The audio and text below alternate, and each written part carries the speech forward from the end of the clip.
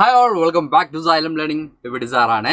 ഇന്ന് നമ്മൾ വന്നിട്ടുള്ളത് ടെക്സ്റ്റൈൽസ് ആൻഡ് ക്ലോത്തിങ് എന്നുള്ള ടോപ്പിക്കാണ്. ഓക്കെ, നമ്മൾ ഈ ഒരു ചാപ്റ്റർ അടിപൊളിയായിട്ട് പഠിച്ചു. ഇനി ഇതിലെ ഈച്ച് ആൻഡ് എവറി ടോപ്പിക്സ് വളരെ ചെറുതായിട്ട് മക്കൾക്ക് എടുത്തരാമെന്ന് കഴിഞ്ഞ ക്ലാസ്സിൽ സാറ് പറഞ്ഞിരുന്നു അല്ലേ.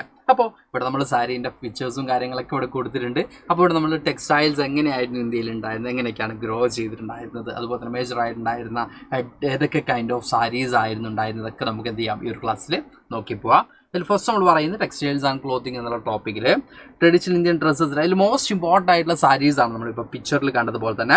Then every region and community in India has created its unique style of clothing. നമുക്ക് കാണാൻ പറ്റും ഇന്ത്യയിലെ എല്ലാ ഏരിയാസിലും their own style of clothing ഉണ്ട് അല്ലേ. എല്ലായിടത്തും ഒരേ കൈൻഡ് ഓഫ് ഡ്രസ്സസ് അല്ല, വെറൈറ്റി ഓഫ് എന്തുണ്ട് ഡ്രസ്സസ് നമുക്ക് കാണാൻ പറ്റും. ചില ഡ്രസ്സസ് കാണുമ്പോൾ അല്ലെങ്കിൽ ചില ആളുകൾ നമ്മൾ ഐഡൻറ്റിഫൈ ചെയ്യുന്നത് എങ്ങനെയാണ്, അവർ ധരിച്ചിട്ടുള്ള വസ്ത്രങ്ങളുടെ അടിസ്ഥാനത്തിൽ നമ്മളെ മലയാളീസ് ആണോ അല്ലെങ്കിൽ ഏത് സ്റ്റേറ്റിലെ ആളുകളാണ് എന്നൊക്കെ നമുക്ക് ഐഡൻറ്റിഫൈ ചെയ്യാനടക്കം പറ്റുന്ന രീതിയിലാണ് ആ ഒരു ഡ്രസ്സസ്, വെറൈറ്റി ഓഫ് ഡ്രസ്സസ് നമുക്ക് കാണാറ്. ഇവിടെ നമ്മൾ പറയുന്നത് despite the differences many traditional Indians garments share A common feature. A clear example is sari. ഇവിടെ നമ്മൾ പറയുന്നതിന് ഡിഫറൻസസ് ഉണ്ട് അല്ലെങ്കിൽ ഈ പറയുന്ന വെറൈറ്റീസ് ഉണ്ട് എന്ന് പറയുമ്പോഴും ചില ക്ലോത്ത് നമുക്കൊരു കോമൺ ഫീച്ചർ നമുക്ക് കാണാൻ പറ്റും. അതിൽ ഏറ്റവും എടുത്തു പറയുന്ന ഒരു കാര്യമാണ് സാരി എന്ന് പറയുന്നത്. എൻ്റെ ഇന്ത്യയിലും അല്ലെങ്കിൽ ഡിഫറെൻറ്റ് ഏരിയാസിലും ഒരുപോലെ തന്നെ യൂസ് ചെയ്യുന്ന എല്ലാ ആളുകളും എന്താ പറയുക, അല്ലെങ്കിൽ ഈ പറയുന്ന എല്ലാ സ്ത്രീകൾക്കും ഏറ്റവും പ്രിയങ്കരമായിട്ടുള്ള ഒരു വസ്ത്രമാണ് സാരി എന്ന് നമുക്ക് കാണാൻ പറ്റും അല്ലേ. Long piece of cloth worn across much of India. Sarees can be made from various materials, primarily cotton and silk, but also from synthetic fabrics. Today നമുക്ക് പറയുന്നത് സാരി എന്ന് പറയുമ്പോൾ പല മെറ്റീരിയൽസിൽ സാരീസ് എന്ത് ചെയ്യാറുണ്ട്, ഉണ്ടാക്കാറുണ്ട്. അതിലിപ്പോൾ കോട്ടൺ, സിൽക്ക് ഒക്കെയാണ് ഏർലിയസ്റ്റ് ടൈപ്പ് എങ്കിൽ ഇപ്പോൾ നമുക്ക് ഫാബ്രിക് ടൈപ്പ് ഓഫ് സാരീസും അല്ലെങ്കിൽ ഈ പറഞ്ഞ സിന്തറ്റിക് ടൈപ്പ് ഓഫ് സാരീസ് ഒക്കെ എന്ത് ചെയ്യുന്നുണ്ട്, ഇപ്പോൾ നമുക്ക് വിസിബിൾ ആണ് എന്നുള്ളതാണ് പറയുന്നത്. അല്ലെങ്കിൽ ഇവിടെ നമുക്ക് കൂടുതലായിട്ട് എന്ത് ചെയ്യുന്നുണ്ട്, അവൈലബിൾ ആണ് എന്നുള്ളതാണ് പറയുന്നത് കേട്ടോ. Then some well known type of silk sarees നമ്മൾ നോക്കുകയാണെങ്കിൽ ബനാറസി, കാഞ്ചീപുരം, പൈഥാനി, പഠാൻ പട്ടോല, മുഖ, അതുപോലെ തന്നെ മൈസൂർ, ഇങ്ങനെ ഡിഫറെൻറ്റ് ഫേമസ് ആയിട്ടുള്ള കുറേയധികം സാരീസും ഉണ്ടതായിട്ട് നമുക്ക് കാണാൻ പറ്റൂട. പിന്നെ ഇവിടെ നമ്മൾ പറയുന്നൊരു കാര്യം, there are many varieties of cotton sarees as well. This unstitched garments comes in hundreds of styles produced through different weaving and designing methods. ഇവിടെ നമ്മൾ പറയുന്നത് ഈ പറഞ്ഞ അൺസ്റ്റിച്ചഡ് ആയിട്ടുള്ള ഈ ഒരു മെറ്റീരിയൽ കുറേ അധികം വെറൈറ്റീസ് ഓഫ് എന്തുണ്ട് സ്റ്റൈൽസ് ഈ പറയുന്ന സാരീസ് നമുക്ക് കാണാൻ പറ്റും. ഹൺഡ്രഡ്സ് ഓഫ് സ്റ്റൈൽ സാരീസ് നമുക്ക് കാണാൻ പറ്റും.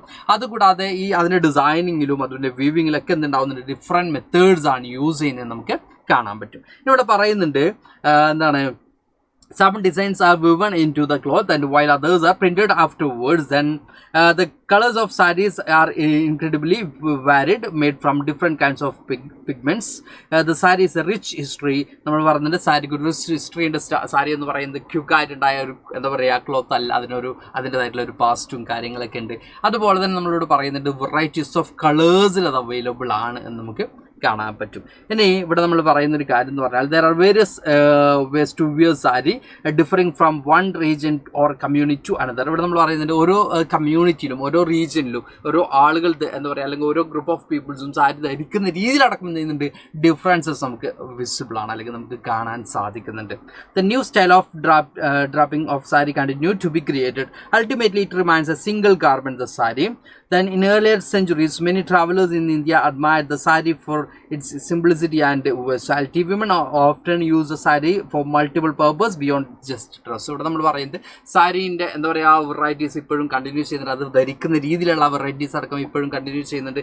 അതുപോലെ തന്നെ ഇന്ത്യയിൽ ഈ പറയുന്ന പല അല്ലെങ്കിൽ പല ട്രാവലേഴ്സും ഇന്ത്യയിലേക്ക് വന്ന സമയത്ത് ഈ സാരിയെ കുറിച്ചൊക്കെ എന്ത് ചെയ്തിട്ടുണ്ട്, അവർ വർണ്ണിച്ചിട്ടുള്ളതായിട്ടൊക്കെ നമുക്ക് കാണാൻ പറ്റും. ഇനി ഇവിടെ നമ്മൾ പറയുന്നത് മൾട്ടി പർപ്പസിന് വേണ്ടിയാണ്, ജസ്റ്റ് ഒരു ഡ്രസ്സ് എന്നതിനപ്പുറം മൾട്ടി പർപ്പസിന് വേണ്ടിയാണ് എന്ത് ചെയ്യുന്നത് സാരി ഉപയോഗിക്കുന്നത് നമുക്ക് കാണാൻ പറ്റും. അതാണ് നമ്മൾ ഈ ഒരു പിക്ചറിൽ നമുക്ക് കാണുന്നത്. ഡിഫറെൻറ്റ് പർപ്പസിന് നമ്മൾ എന്ത് യൂസ് ചെയ്യുന്നുണ്ട്, സാരി യൂസ് ചെയ്യുന്നതായിട്ട് നമുക്ക് കാണാൻ പറ്റൂടാ. ഓക്കെ, ഇതിനാണ് നമ്മൾ സാരിയെ കുറിച്ച് പറയുന്നെങ്കിൽ ഇനി ഇന്ത്യയിലൊരു ക്ലോത്തടാ, ഇന്ത്യയിലൊരു ടൈപ്പ് ഓഫ് എന്താ പറയുക ടെക്സ്റ്റൈൽ അല്ലെങ്കിൽ ഒരു കൈൻഡ് ഓഫ് മെറ്റീരിയൽ എന്ത് ചെയ്തിട്ടുണ്ട്, ബാൻ ചെയ്തിട്ടുണ്ട്. യൂറോപ്യൻസ് ബാൻ ചെയ്ത ഒരു മെറ്റീരിയൽ ഉണ്ട്. അപ്പോൾ എന്തുകൊണ്ടാണ് സാറേ ബാൻ ചെയ്തതെന്നൊക്കെ മക്കൾക്ക് ഡൗട്ട് ഉണ്ടാവും. അതാണ് നമുക്ക് നോക്കാനുള്ളത്. Chintz and the ban of Indian textiles.